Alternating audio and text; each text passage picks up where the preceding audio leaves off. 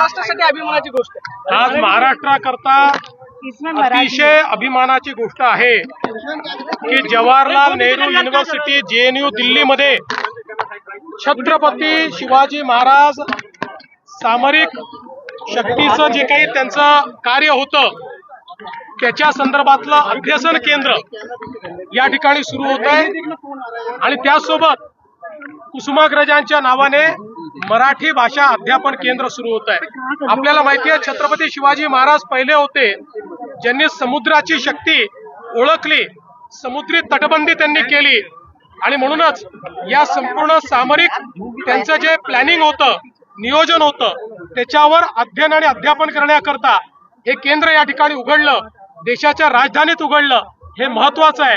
आणि आमची मराठी भाषा आता अभिजात भाषा झाली असल्यामुळे देशातल्या सगळ्या विद्यापीठांमध्ये या भाषेचं दालन उघडलं पाहिजे आणि आनंद आहे की JNU सारख्या विद्यापीठामध्ये दिल्लीमध्ये हे अध्यासन केंद्र या ठिकाणी उघडलेलं आहे।